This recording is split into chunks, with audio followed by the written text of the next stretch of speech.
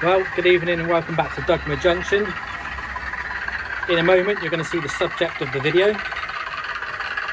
Note, for a change, it's not about the Class 50. It's about these Mark 1 coaches from Bachmann.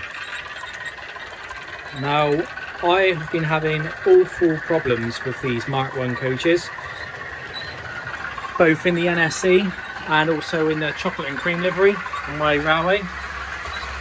Specifically on the outside loop, where I've been facing several derailments. So I went searching on YouTube last night to try and find some hints and tips of how to resolve the issue. Obviously they're Mark 2s in front of you now. And I want to thank Lee Wall, who gave me some hints and tips. So I thought, combined with Lee's, I would give you some hints and tips to show you how I have managed to overcome coaches derailing. Now, with me, my circumstances, it's always been particular coaches which have been coming off, not random different ones. So for me, I thought, well, that must be because of the coaches then, rather than the track work. Now, why I mentioned the track work is when I was watching Lee's video yesterday, he said he had the same problem and he resolved his by checking levels of his track with a spirit level. So I done that last night, come out here and checked the spirit levels of the track, and yeah, quite a few of them was off. I rectified the issue as best as I could, but I was still getting issues with certain coaches coming off. Let me just turn that TTS sound off a moment, otherwise that's going to become a bit unbearable.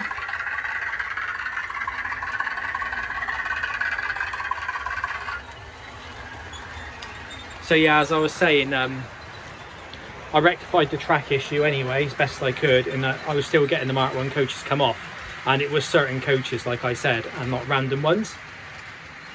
So yeah, so thanks very much for that tip, Lee, anyway. It helped, but it didn't resolve the issue for me, unfortunately.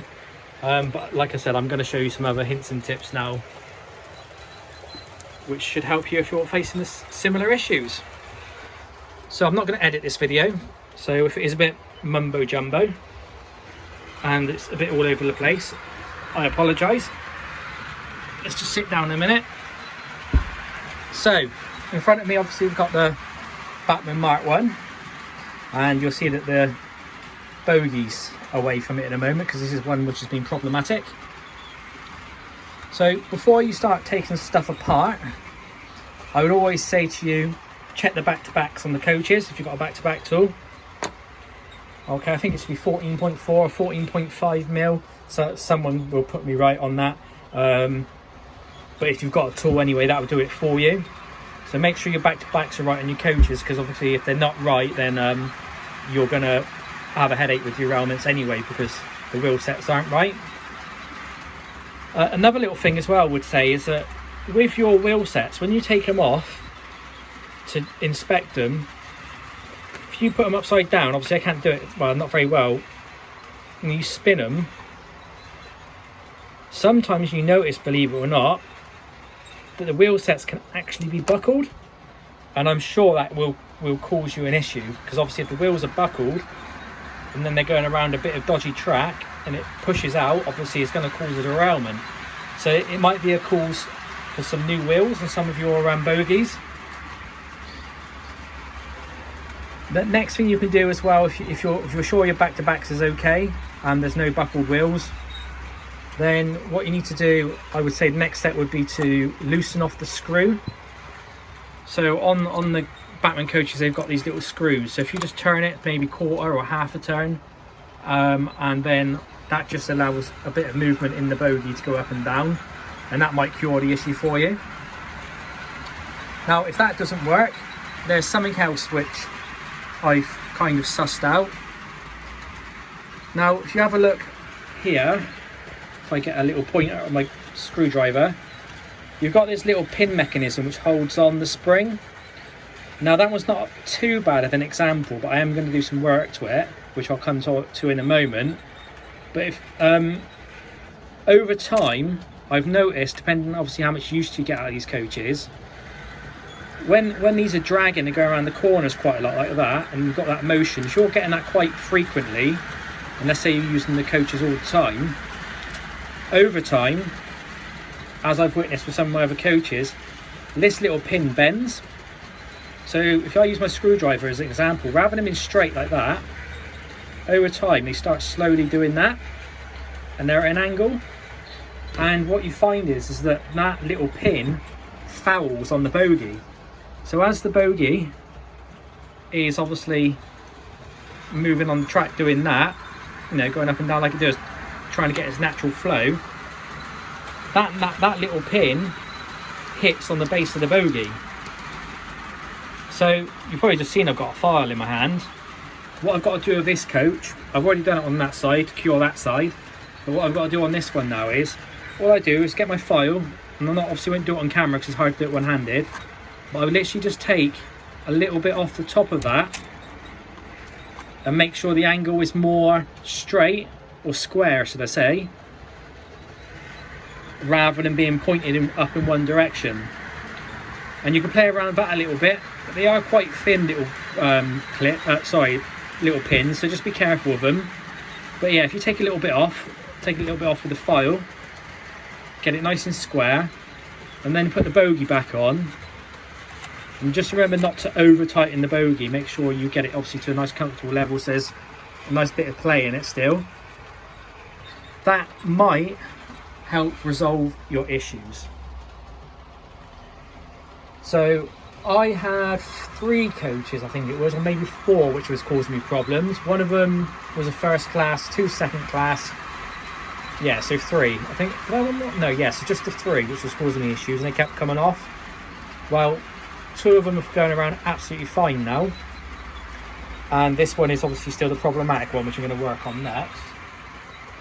Just while I am talking about problems, something else I've done, which may or may not be related with going back to track work, is that obviously this is my lift up section here, and I've got points right on the lift up section. So this was the bit they were coming along and then they were raising slightly off, and by the time they reached the point, by the time they got to here, and it wasn't the point causing them to derail because I was watching them hover above and then swing off. Can't remember what I was saying now. But yeah, so they were coming along, sorry I got distracted. So yeah, they were coming along, and then obviously they were rising slightly off the rails as they were coming over the lift up section and then coming off. And obviously I thought I might have been down to the track level, but obviously where that is the lift up section there, I haven't got any fish plates in there. Alright, so let me just grab a screwdriver again, or a pen, that'll do. What I've done, because I thought, well, maybe it's that gap in between the rails which is causing the issue, and I don't want to put fish plates in, because obviously I need to be able to put it up and down. Let me just pass this locos by a minute.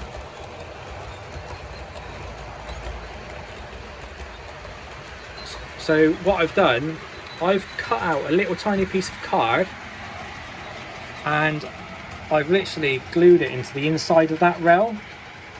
Now you're probably saying, yeah, but you just told me that you need to move it up and down, so why have you glued it in place? You might as well just put fish plates in. Yeah, valid point, but it's a temporary fix. So I now know that that works. So if I ever need to lift the lift up section up and down, there's going to be no problems, because that little bit of card will come straight up and straight off the track, and it'll be easy to come off as well. But having that little bit of card in there, I think might just help the wheel flanges going over a lot easier. Because if you look from above, the joints are nice and straight, so maybe that's helped aiding it a little bit as well.